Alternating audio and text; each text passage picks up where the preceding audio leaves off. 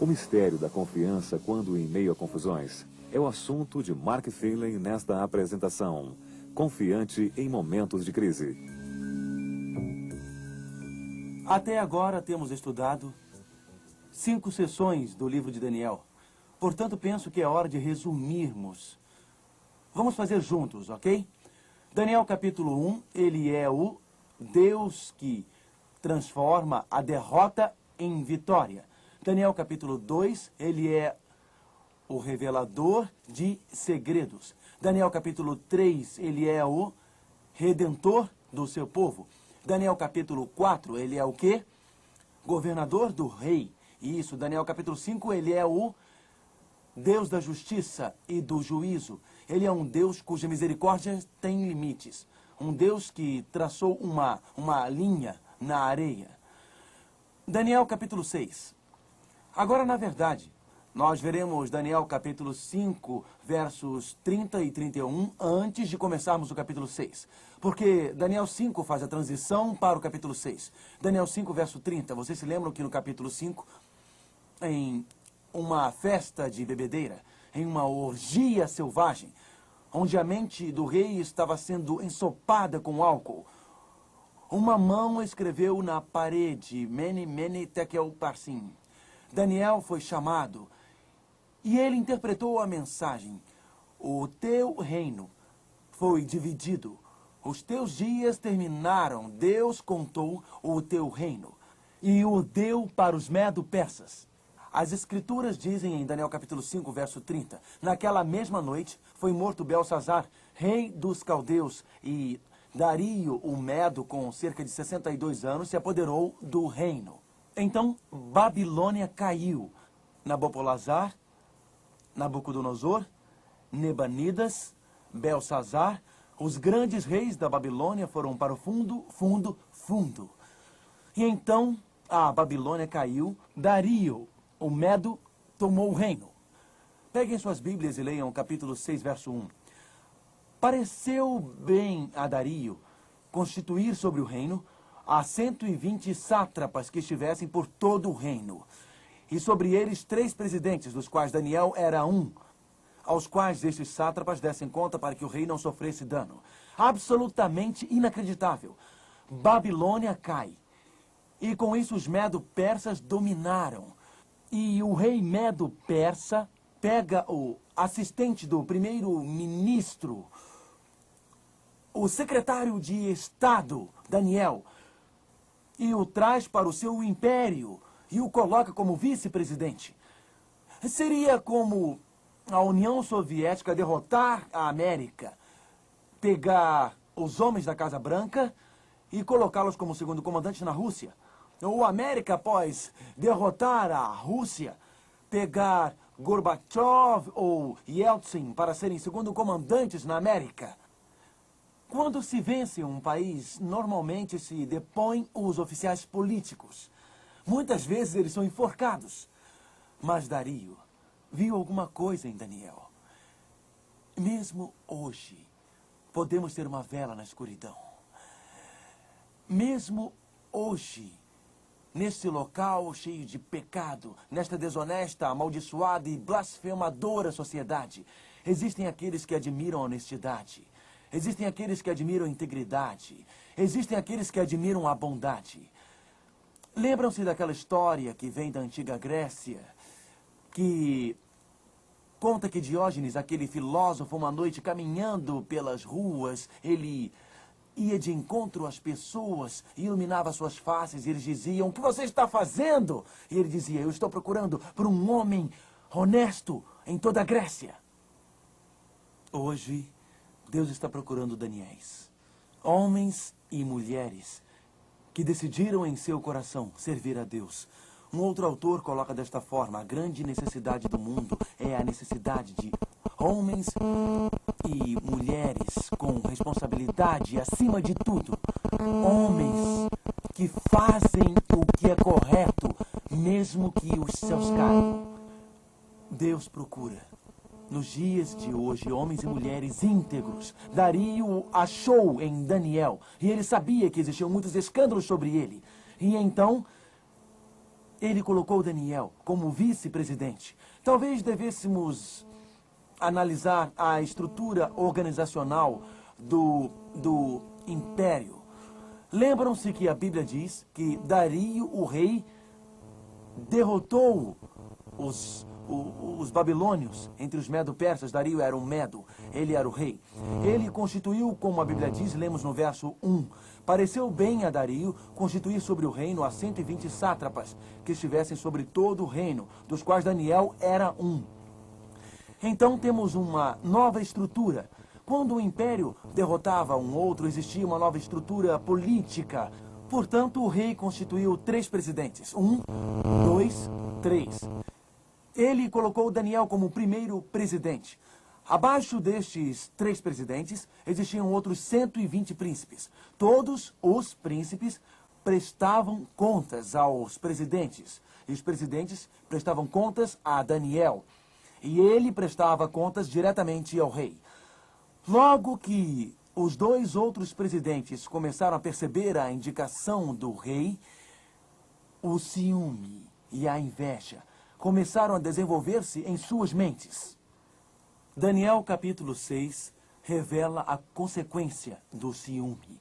Revela o perigo de permitir que pecados se desenvolvam em nosso coração e em nossa mente. Verso 3.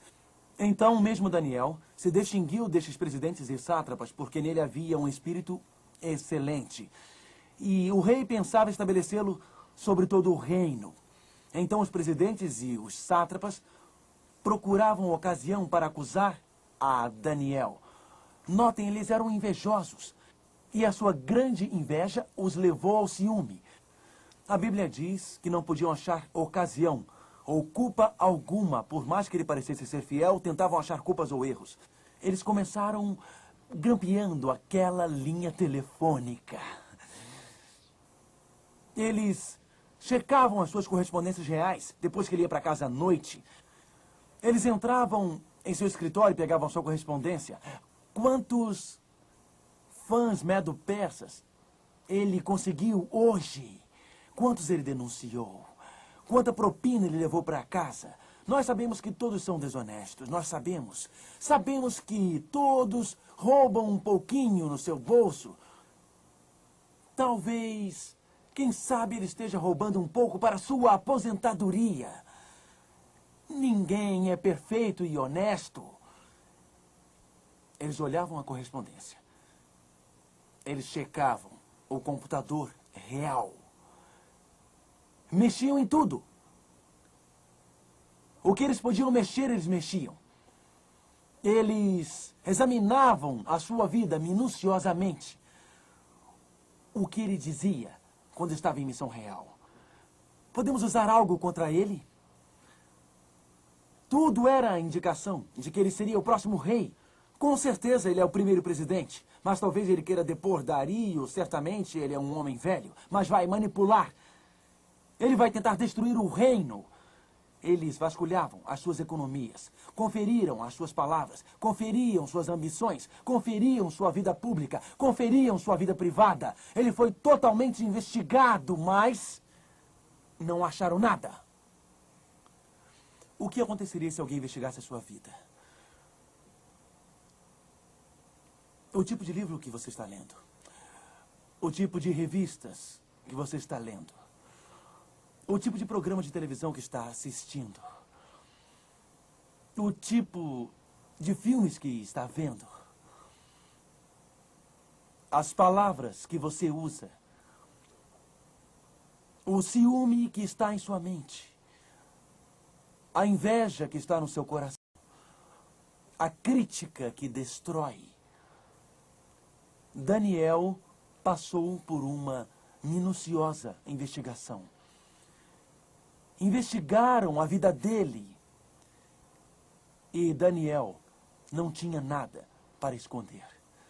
É uma maravilha quando, na sua vida, não existe nada a ser escondido.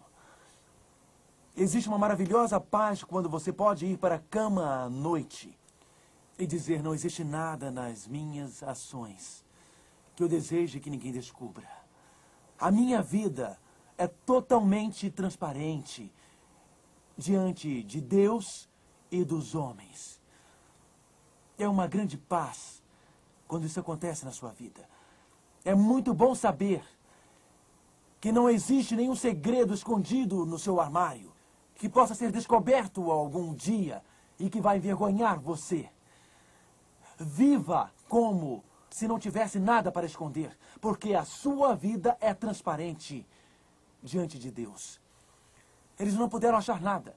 E então disseram, verso 5, nunca acharemos ocasião alguma para acusar a este Daniel, se não a procurarmos contra ele na lei do seu Deus. Se alguém por acaso condenar você por ser obediente e fiel a Deus, continue com isso. Se alguém condenar você porque você é uma pessoa de princípios, se o motivo da ridicularização são os seus princípios, você tem moral. É porque a sua vida é uma com Deus. E se eles condenam você por isso ou isolam você por isso, continue assim. Continue. Daniel. As Escrituras dizem em verso 6, então estes presidentes e sátrapas foram juntos ao rei e lhe disseram, ó rei Dario, vive para sempre. Todos os presidentes do reino, os prefeitos e sátrapas, conselheiros e governadores concordaram em que o rei estabeleça um decreto e faça firme um interdito que todo homem que por 30 dias fizer petição a qualquer deus ou a qualquer homem, não a ti, ó rei, seja lançado na cova dos leões. O que vocês percebem nesse texto imediatamente? O que percebem? O que percebem nele? É uma mentira. É uma grande, grande mentira. O que eles disseram? Todos os presidentes do reino se reuniram. Nós não adoraremos nenhum outro Deus exceto a ti. Todos os presidentes se reuniram. O primeiro presidente se reuniu com eles. Daniel concordava com eles que ele não adoraria nenhum outro Deus exceto Dario. De jeito nenhum. Prestem atenção. A inveja levou-os ao ciúme. E o ciúme levou-os a mentir. E a mentira deles levou-os ao desejo de condenar à morte um homem inocente. O ciúme levou à inveja. A inveja à ambição. A ambição pela posição. Eles tinham ciúme da posição de Daniel. Eles invejavam a posição dele. E isso se desenvolveu e eles se tornaram ambiciosos. Mentiram dizendo, todos os presidentes se reuniram. Queriam ver-se livres de Daniel e passaram a desejar matar Daniel. O pecado acariciado na mente nunca se torna mais fraco. Ao contrário, se torna cada vez mais forte na vida.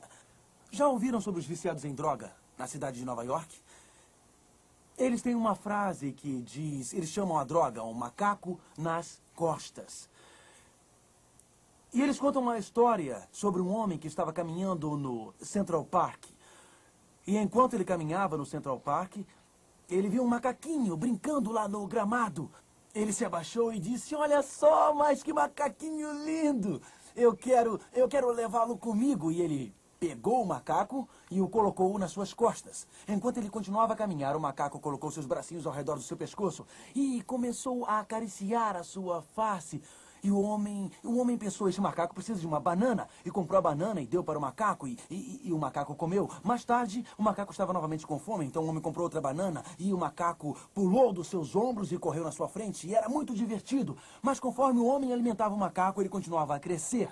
E começou a ficar um pouco difícil de carregá-lo nas costas. O macaco foi crescendo mais e mais. E ele caminhando meio torto. Finalmente, depois que tinha alimentado e carregado o macaco nas costas, o macaco se tornou um enorme gorila.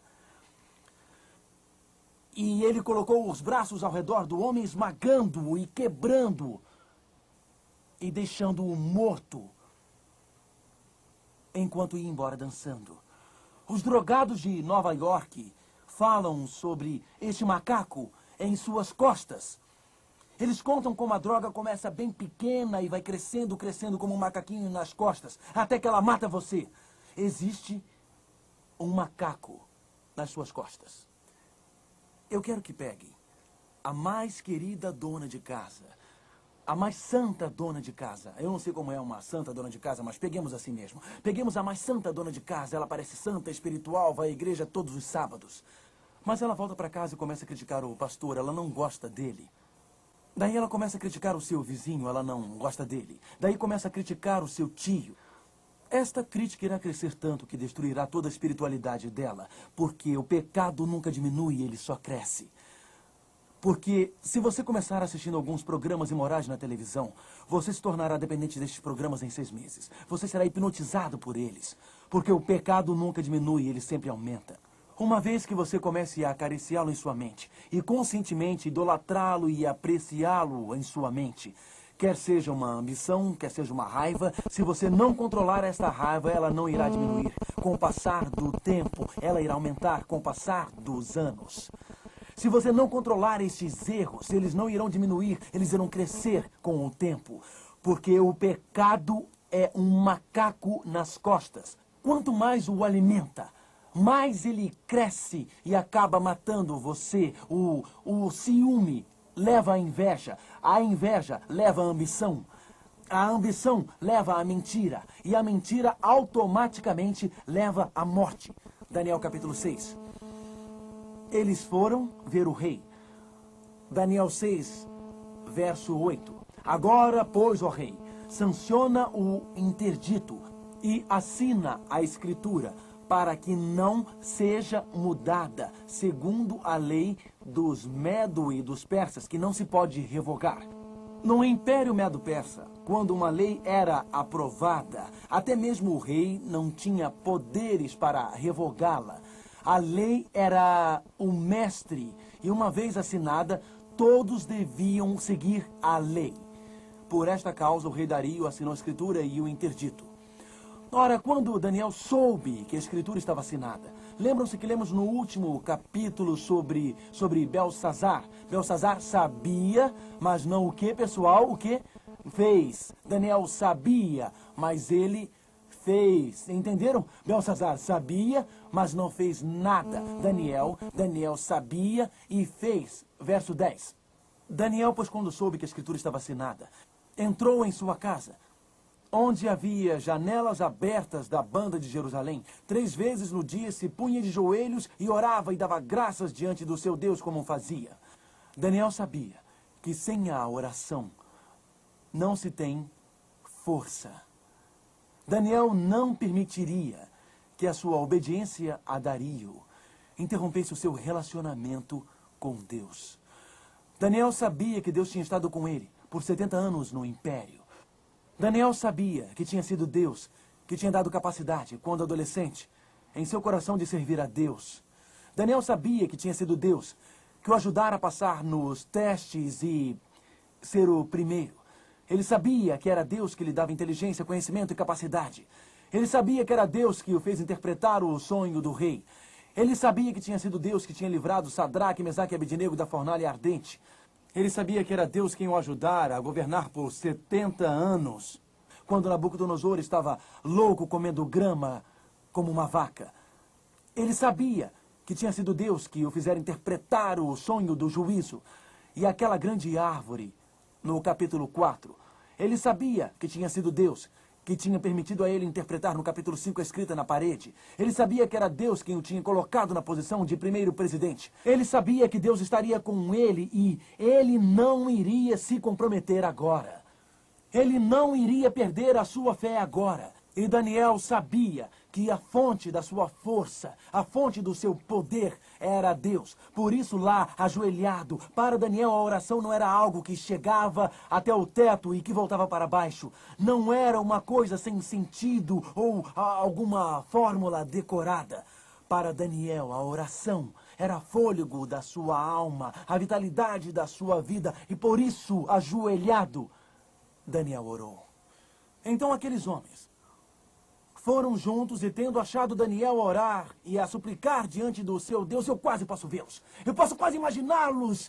Eles vão ao rei Dario, eles manipulam o rei Dario. Todos os presidentes do reino saíram, nós todos concordamos. São mentirosos, nem todos concordaram. Dario assinou a lei e eles vão correndo o mais rápido possível. Sabem, eu os imagino, não em sua melhor forma física, porque eles tinham festejado e bebido e comido tanta coisa. E eles deviam estar bem gordos. E eles corriam em suas longas túnicas. Vamos falar com Daniel, vamos! E eu gosto muito de imaginar, ali está Daniel ajoelhado, esse gigante de Deus. Ele é honesto, ele é íntegro. Seus nervos são de aço. Um homem de fé, ajoelhado para orar. E os outros presidentes espiando através das árvores, olhando para a sua janela. Ah, olha, está lá, está orando, ele está orando, ele está orando. Puxa. O que mostra o que eles são. Pois eles estão investigando, eles estão espiando o Daniel, tentando pegá-lo em algum erro. Mas este decreto é muito significante, muito significante. Um dos assuntos deste decreto, vejamos cuidadosamente, um dos assuntos deste decreto, verso 12, se apresentaram ao rei e a respeito do interdito real lhe disseram, não assinaste o interdito que, por espaço de 30 dias, todo homem que fizesse petição a qualquer deus, ou a qualquer homem, e não a ti, ó rei, fosse lançado na cova dos leões? Respondeu o rei e disse, esta palavra é certa segundo a lei dos medos e dos persas. Nota os argumentos deste decreto. Existem pontos significativos neste decreto. O centro do conflito é a lei de Deus contra a lei dos homens. Um dos mandamentos de Deus diz, não terás outros deuses diante de mim. A lei de Deus e a lei dos homens. A lei de Deus diz, não terás outros deuses diante de mim. A lei dos babilônios, aliás, a lei dos medo-persas dizia, não adore ninguém exceto o rei Dario. Então a lei de Deus e a lei dos homens estavam em conflito. Os mandamentos de Deus e a lei dos homens estavam em conflito. A adoração a Deus ou a adoração a Dario era o conflito. No fim da vida de Daniel, aconteceu um conflito sobre adoração. Quem você adora? Como você adora? Quando você adora? Percebem quem vocês adoram, Deus ou os homens? Como vocês adoram? Seguindo as ordens de Deus ou as ordens dos homens? Quando vocês adoram a Deus? Você suspenderia a sua adoração durante esses 30 dias? Digo, nos próximos 30 dias você só pode adorar Dario, portanto aqui tem um problema de tempo. No fim da vida de Daniel, ele enfrentou um teste de lealdade para com a lei de Deus e a sua adoração. E no fim dos tempos, um teste será feito de novo, que fará com que todos os homens voltem a adorar o seu Criador. Vamos fazer uma pequena pausa em Daniel 6, deixem os seus dedos marcando. E vamos para Apocalipse 14. No momento chamado final dos tempos, nas últimas horas da nossa história, mais uma vez, o assunto será adoração. Mais uma vez, o assunto será fidelidade. Mais uma vez, o assunto será obediência. Apocalipse, capítulo 14, do verso 6 em diante. E vi outro anjo voando pelo meio do céu.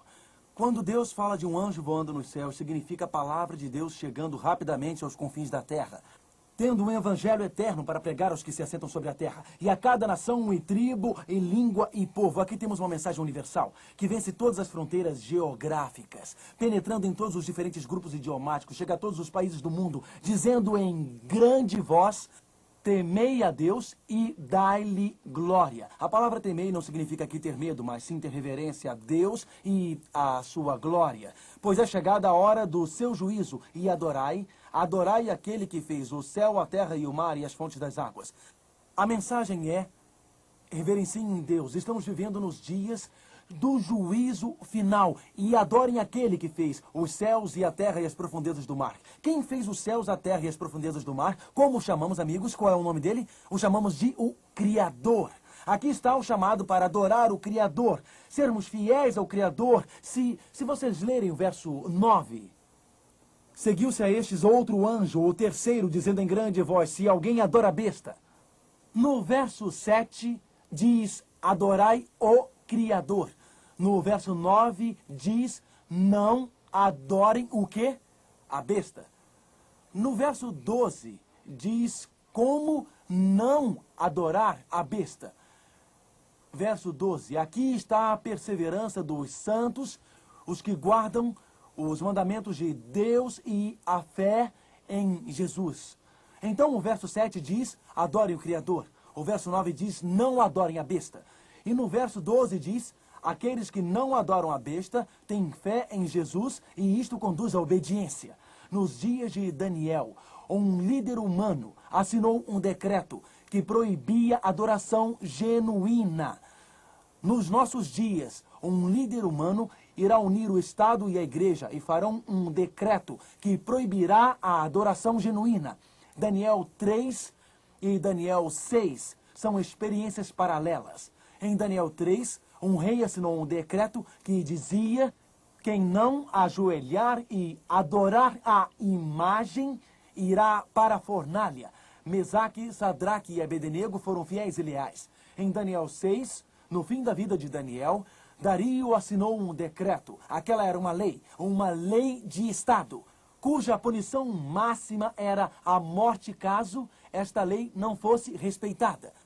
Nos últimos dias, conforme Apocalipse, haverá um decreto similar. O problema será a adoração, o problema será a lealdade, o problema será a obediência. Minha pergunta é, se hoje achamos difícil servir a Deus com tanta liberdade que nós temos, se a pressão de algumas pessoas na escola, no trabalho ou em casa, que não são cristãs, na vizinhança, no nosso clube, se estas pressões nos levam a nos conformarmos, hoje, como faremos na crise dos últimos tempos? Pensam que Daniel se preparou para a crise de sua vida naquele momento? Ou ele já estava se preparando, tomando as decisões certas ao longo do caminho? O decreto, voltando para Daniel 6, e o rei viu imediatamente o que estava acontecendo. O rei percebeu imediatamente o que estava acontecendo. No conflito final, os problemas serão a lealdade, a obediência e a adoração, assim como nos dias de Daniel. Os problemas foram a lealdade para com Deus, obediência a Deus e adoração a Deus. Então, Daniel 6, verso 16. Então, o rei ordenou que trouxessem a Daniel e o lançassem na cova dos leões. Disse o rei a Daniel, o teu Deus a quem tu continuamente serves, que ele te livre. Até mesmo Dario reconheceu que Daniel era um servo de Deus. Na verdade, antes deste verso, olhem lá, versos 14 e 15. Tendo o rei ouvido essas coisas, ficou muito penalizado e determinou consigo mesmo livrar a Daniel e até ao pôr do sol se empenhou por salvá-lo. Veja, o rei teve bom senso. Ei, eles me enganaram. Eu quero livrar Daniel deste problema. Daniel não é um rebelde. Verso 15, então aqueles homens foram juntos ao rei e lhe disseram: sabe, ó rei, que é a lei dos medos e dos persas, que nenhum interdito ou decreto que o rei sancione se pode mudar. A lei dizia que nem mesmo o rei podia modificar a lei, e se ele fizesse, seria deposto do seu trono. E aquele rei não estava disposto a arriscar o seu pescoço por Daniel.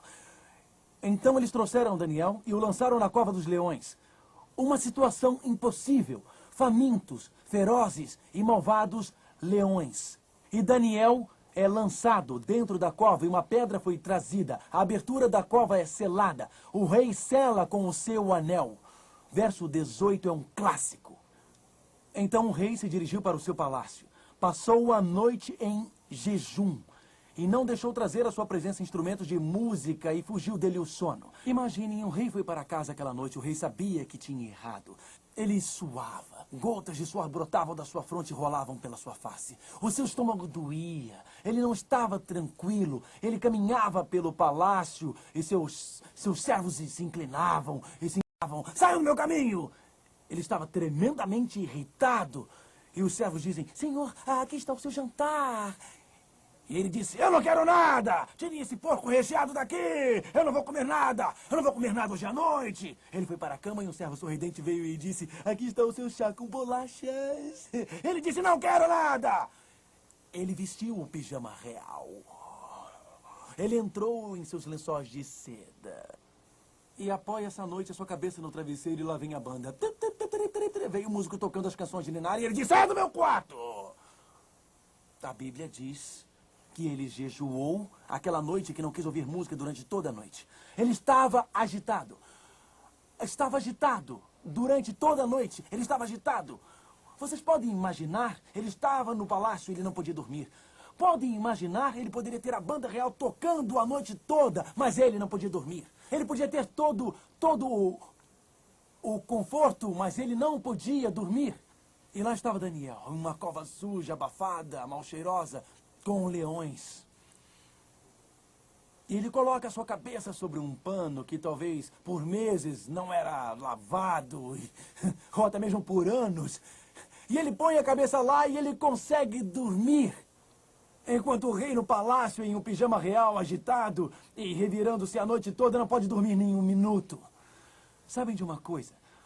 Não é a casa onde vocês dormem que faz com que vocês durmam. É a paz que Deus dá a vocês que os faz dormir. Sabem, o nosso Senhor diz: olhem para mim, a perfeita paz vos dou, a minha paz vos dou. Sabem que muitas pessoas no mundo pensam que só terão paz se tiverem alguma coisa. Se eu tiver uma casa nova, me trará paz. Um carro novo me trará paz. Sapatos novos me trarão paz. Uma roupa nova me trará paz. Uma nova esposa me trará paz. E sabe, eles pensam assim, eu conheço pessoas assim. Eles pensam que só terão paz com essas coisas. Elas pensam assim. Paz não vem de coisas daqui. Existem pessoas que têm esse insaciável pensamento: só se eu conseguir alguma coisa, se eu puder comprar alguma coisa, terei paz. Se eu puder ir para uma outra festa, terei paz. Ser feliz, eles dizem. Paz é alguma coisa dentro de você. Paz, paz, que desce lá do Senhor. Conforto para o meu espírito, desejo para sempre. Paz é alguma coisa que Deus dá a você. Você pode pegar um Daniel e colocá-lo em uma mal cheirosa e suja, abafada cova de leões. E porque ele tem a paz de Deus no coração e porque ele sabe que o que fez é correto. Ele sabe que os grandes gatos irão se deitar e dormir a noite toda. E você pode pegar um rei preocupado, ansioso, e pode colocá-lo dentro de um palácio. E isso não fará nenhuma diferença se ele estiver em um palácio ou não. Ele não irá dormir, porque o ambiente ao seu redor não o levará a dormir. O que lhe dará a paz é a paz em seu coração. Quando você conhece a Deus, Ele dá paz no seu coração. Este Deus e esta paz nos capacitam a enfrentar situações difíceis com confiança, com alegria e esperança. Se a sua paz, ou a sua felicidade, ou a sua alegria estão ausentes e dependem sempre das experiências que você está tendo no momento. Se a experiência for boa, você estará bem. Se a experiência for má, você estará mal. Se a experiência for boa, você estará bem. Mas se a sua paz não depende do que está acontecendo ao seu redor, mas do que está acontecendo no seu coração. Se o reino de Deus está bem edificado no coração e Cristo vive dentro do seu coração, então esta paz irá encher a sua vida. E certamente você poderá ser feliz, e certamente poderá ser triste. Esta paz continuará independentemente do que acontecer. Daniel 6, verso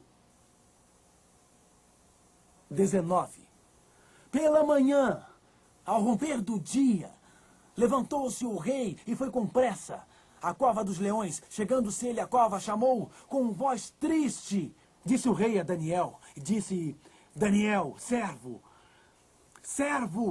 do Deus vivo, dar-se-ia o caso que o teu Deus o tenha podido livrar-te dos leões? Então Daniel disse, Daniel 6, verso 22, meu Deus, não gostam disso? Meu Deus, não algum Deus, ou qualquer Deus, meu Deus, enviou o seu anjo e fechou a boca dos leões. Quando os leões rugem na sua vida, os leões da tentação, os leões da ira, da amargura ou do ressentimento, os leões da depressão, os leões do desânimo, quando os leões rugem, Deus é um domador de leões. Já abraçaram um leão alguma vez? Já abraçaram? Eu já uma vez. Eu abracei. Quando eu comecei na televisão, o nosso produtor, David Jones, ele disse para mim, Mark, você fará um programa, nós faremos uma série sobre o livro de Daniel e falaremos sobre Daniel na Cova dos Leões. Eu disse, eu tenho uma ideia. A ideia é, eu quero trazer um leão de verdade para os estúdios. Eu perguntei, vocês têm seguro? E então ele disse, nós traremos o leão para o estúdio. E eles vieram um dia antes com este leão. Um leão de verdade. Alguém perguntou, eles drogaram o leão? Não, eles não drogaram o leão. Eles não me drogaram e não drogaram o leão. E então o domador veio para o estúdio com o leão amarrado. O leão arrastava o rapaz e eu estava um pouco nervoso, então o domador disse para mim, escuta, pastor Finley, coloque um terno velho quando o senhor encontrar o leão, no caso dele pular no senhor, eu não quero que ele estrague um bom terno. E eu disse, você é uma boa pessoa, não quer que eu estrague um terno?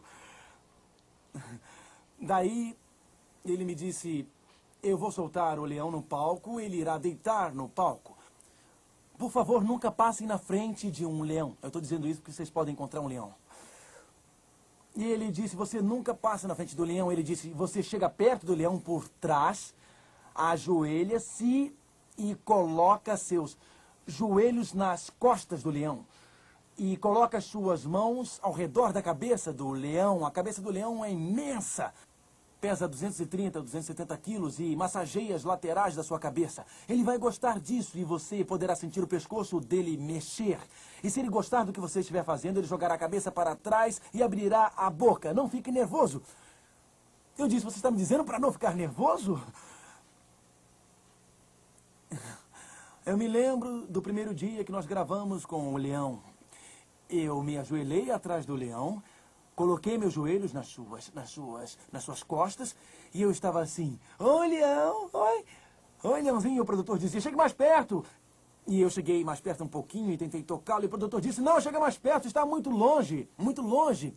E finalmente eu cheguei perto dele e comecei a massagear o seu pescoço. E o leão virou-se para trás e abriu aquela boca. Sabem por que o leão fez aquilo? Acham que se eu tivesse encontrado um leão na floresta, ele faria aquilo? O que vocês acham? Se eu tivesse encontrado na floresta, eu não estaria aqui. A razão por que ele fez aquilo é uma só. Ele tinha um domador. E um domador tem tamanho poder sobre o leão, que eu pude tocar o leão. Daniel ficou dentro da cova dos leões, mas ele tinha um domador. Ele tinha um domador que tornou os leões inofensivos.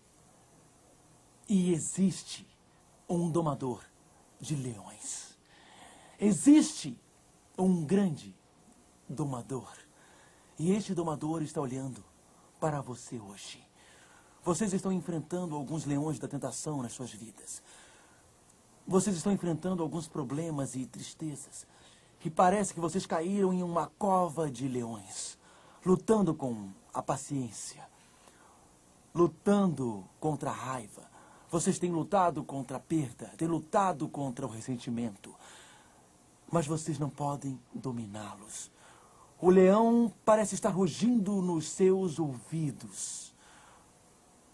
Hoje você pede, Senhor, doma o leão. Senhor, acalma a tempestade. Senhor, fecha a boca do leão. E Deus, o grande domador, vem para a sua cova dos leões e todos aqueles gatos dormirem.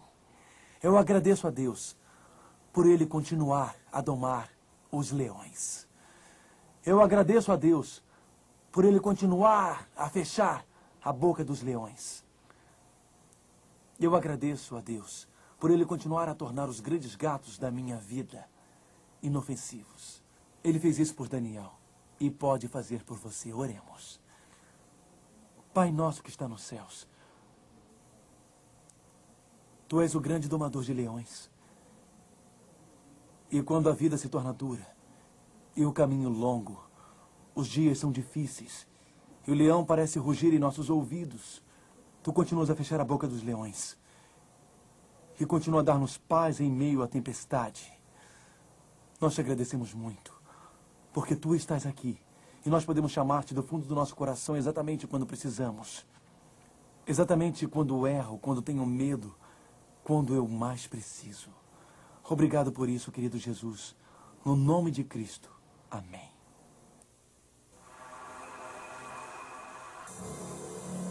A próxima mensagem de Mark Finley fala sobre o grande triunfo do bem contra o mal, mesmo vivendo em um mundo de reinos em colisão.